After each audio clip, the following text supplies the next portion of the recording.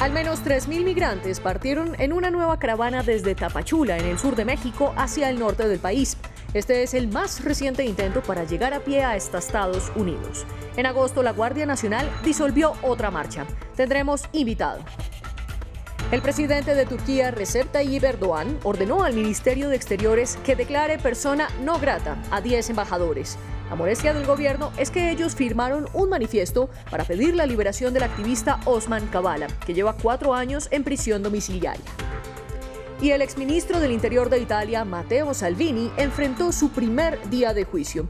El líder del partido ultraderechista, La Liga, es acusado de secuestro porque impidió que un barco con más de 140 migrantes desembarcara en su país. El navío era de la ONG Open Arms. Conversamos con ellos. Bienvenidos a esta nueva emisión informativa de France 24. Yo soy María Clara Calle y es un gusto estar con ustedes.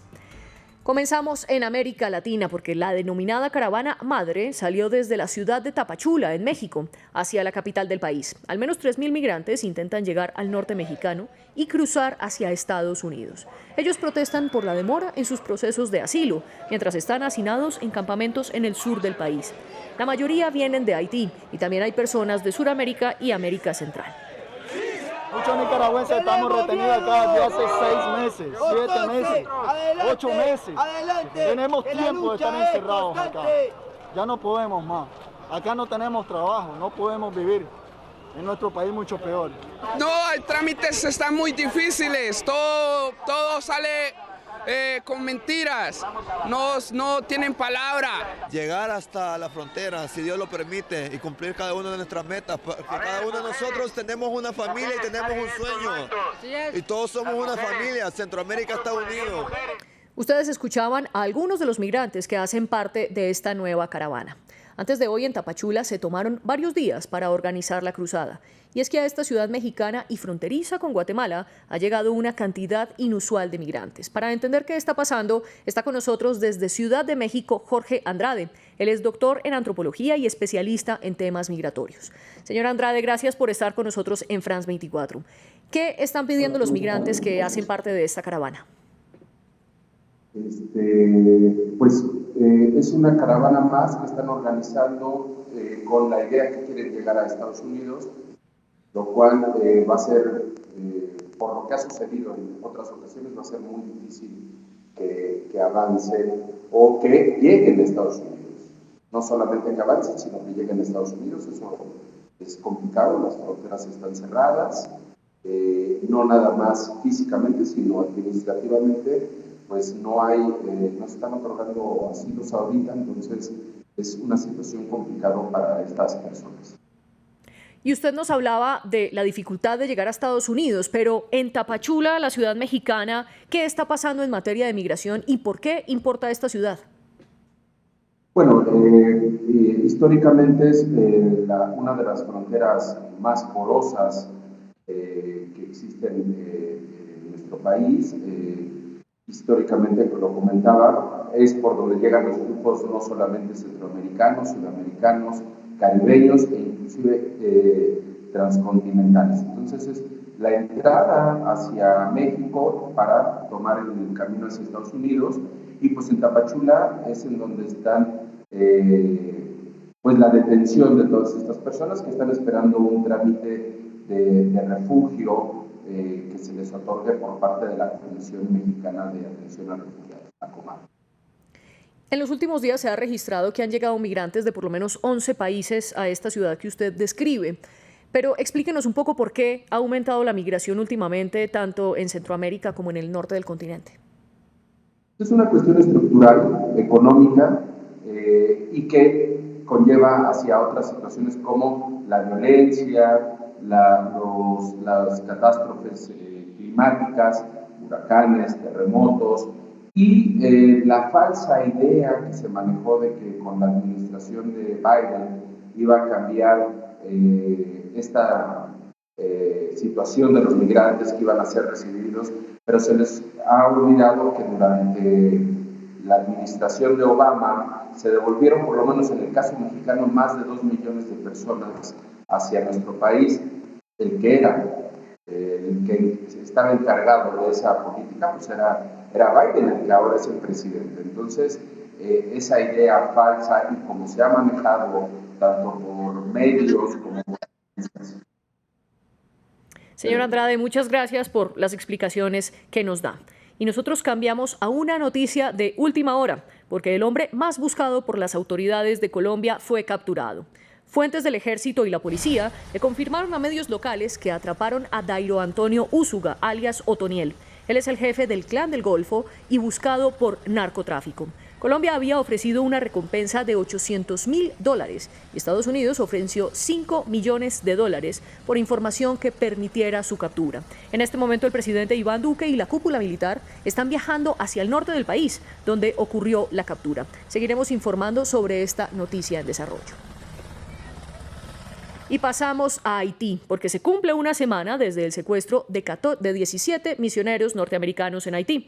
El gobierno haitiano trabaja en conjunto con oficiales estadounidenses en el caso, pero todavía no hay reportes oficiales sobre dónde están los secuestrados. No obstante, fuentes del Ejecutivo han confirmado que los misioneros fueron retenidos por la banda 400 Mawozo, que pide un rescate de $17 millones, $1 millón por cada retenido. Veamos más en este informe. Una semana después del secuestro de este orfanato en Haití, 17 miembros de un grupo misionero norteamericano podrían permanecer en cualquier parte de la isla. El pasado sábado, 16 estadounidenses, un canadiense y su conductor haitiano fueron secuestrados. En el grupo hay 5 niños, incluyendo uno de 8 meses. Estaban en Haití en una misión con los ministerios de ayuda cristiana con sede en Ohio. Desde sus ciudades de origen, las familias enviaron una carta agradeciendo a la gente alrededor del mundo por sus oraciones. Siguen uniéndose y apoyándose con oraciones y ánimo en estos momentos difíciles. Es increíble cómo los tiempos difíciles tienen una forma de unir a la gente. Oremos por estas familias. Se encuentran en una situación difícil. La declaración de la familia llega días después de que se publicara un video en el que se ve al líder de la banda 400 Mawozo diciendo que matará a los rehenes si no cumplen sus exigencias. La banda pide $1 millón por cada rehén. La secretaria de prensa de los Estados Unidos dijo que el FBI está trabajando con las autoridades haitianas. Obviamente estamos trabajando sin descanso para traer a estas personas a casa. Son ciudadanos estadounidenses y en el transcurso de los últimos años se ha atacado a norteamericanos en Haití.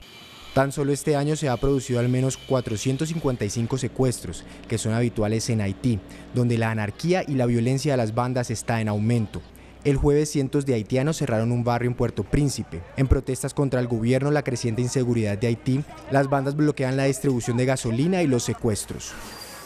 Y uno de los mejores deportistas de Ecuador fue asesinado en la ciudad de Guayaquil. Se trata del atleta Alex Quiñones, finalista en los 200 metros de los Juegos Olímpicos de Londres 2012.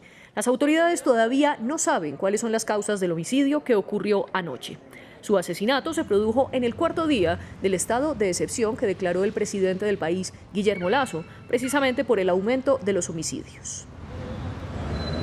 Y decenas de partidarios del fundador de Wikileaks, Julian Assange, protestaron en el centro de Londres pidiendo que no lo extraditen. Esta manifestación se produce antes de la audiencia de apelación que se realizará esta semana, en la que Estados Unidos pedirá de nuevo su extradición, todo por los cargos de espionaje que está enfrentando. La justicia británica ya había bloqueado el proceso. Assange se encuentra en una prisión londinense desde 2019. Y el presidente de Turquía, Recep Tayyip Erdogan, le ordenó al Ministerio de Exteriores que declare persona no grata a 10 embajadores. Entre ellos están los de Estados Unidos, Alemania y Francia. El descontento del mandatario es porque ellos firmaron un manifiesto para pedir la liberación del empresario y activista Osman Kavala, quien lleva 4 años en prisión preventiva tras haber sido acusado de instigar las protestas de 2013. La declaración del presidente significa que el país de procedencia de los embajadores tiene un periodo determinado para retirarlos. De lo contrario, Turquía puede expulsarlos de su territorio. No puedes atreverte a venir al Ministerio de Relaciones Exteriores de Turquía y dar órdenes aquí. Di la orden necesaria a nuestro ministro de Relaciones Exteriores y le dije lo que se debe hacer. Estos 10 embajadores deben ser declarados personas non grata y lo resolverás de inmediato. Hablemos de Italia, porque en la ciudad de Palermo terminó el primer día del juicio contra el exministro del Interior, Matteo Salvini. El ultraderechista es acusado de secuestro por haber negado que un barco con más de 140 migrantes desembarcara. El navío de la ONG Open Arms esperó en el mar durante 19 días. Al salir de la audiencia hoy, el exfuncionario descalificó a las ONG diciendo que actúan por intereses económicos. Jorge Hurtado tiene la historia. El juicio inició.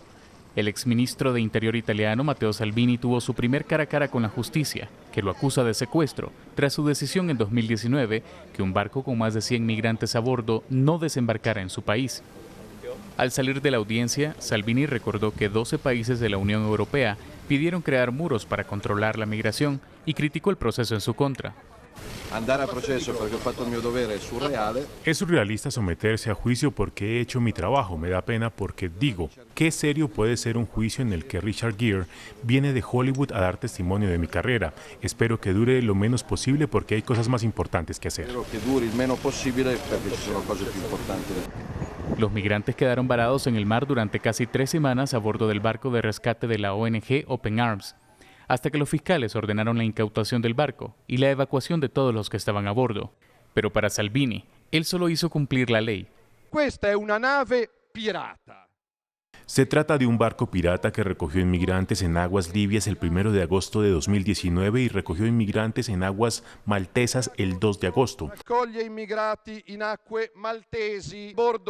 Es un barco que tiene derecho a llevar 19 inmigrantes a bordo y al final tenía más de 150 de ellos. Si alguien ha cometido un delito y ha puesto en riesgo la vida de las personas, es el comandante de este barco pirata y no un ministro que defendía a su país. Non un ministro che ha difeso il suo paese. Serán más de 50 los testigos de este proceso, entre ellos exministros de Interior de Italia. El juicio continuará el 17 de diciembre y de ser declarado culpable por la justicia siciliana, Salvini podría enfrentar hasta 15 años de cárcel. Como lo veíamos en la nota, el caso contra el exministro Matteo Salvini es por un barco de Open Arms. Esta es una ONG española que ha rescatado a cientos de migrantes en el mar Mediterráneo. Según ellos, en este mar han muerto más de 20.000 personas y por eso lo califican como la mayor fosa común del planeta. Previamente hablamos con Oscar Camps, fundador de Open Arms. Él respondió a las acusaciones que hizo el exfuncionario italiano y que acusó a las ONG de actuar por intereses económicos y no por humanidad. Bueno, nosotros somos una organización humanitaria que nos dedicamos a proteger la vida en el mar, sobre todo en aguas internacionales, ¿no? No tenemos intercambios económicos ni financiamos a ninguna otra organización, ni civil ni militar, ¿no? Como es el caso de la administración italiana, ¿no? Él siempre nos acusa, nos ha estado acusando siempre y esta es su tónica y su estrategia, ¿no? No obstante, él es el que está sentado en el banquillo de los acusados y no nosotros. En otras noticias de Europa, el presidente del gobierno de España, Pedro Sánchez, indicó que buscará acelerar la entrega de ayudas a las industrias agrícolas y pesqueras más afectadas en la isla de La Palma. Y es que la lava del volcán Cumbre Vieja continúa fluyendo más de un mes después de que comenzaron las erupciones. Ya van 900 hectáreas de tierra que se han visto cubiertas, al tiempo que más de 2.000 edificios han sido destruidos. A principios de octubre, Sánchez anunció 206 millones de euros para reconstruir la infraestructura afectada y ayudar a las industrias de la isla. En el Consejo de Ministros de este próximo martes vamos a hacer una modificación presupuestaria al Fondo de Contingencias para que se acelere aún más rápido la llegada de los recursos económicos provenientes tanto del Plan de Empleo, 63 millones de euros que estaban inscritos en el Plan de Reconstrucción a La Palma, como las ayudas del Ministerio de Agricultura y Pesca, que son 6.800.000 euros para todo el sector de agricultura y de pesca tan importante en la isla de La Palma. Y a propósito de volcanes, terminamos con uno de los más activos del mundo. El llamado Etna entró en una nueva erupción y ya está expulsando humo y cenizas, como ven en las imágenes. Este volcán está ubicado en Sicilia, la isla italiana. Solo este año ha entrado en erupción más de 50 veces. Sin embargo, generalmente no provoca daños ni pone en riesgo a la población que vive cerca al volcán. Con más de 3.300 metros, es el volcán más alto y más activo que tiene todo el viejo continente. Y con estas imágenes nos despedimos por ahora, pero sigan conectados con France 24 y esperen a mi compañero Andrés Mesa en las noticias.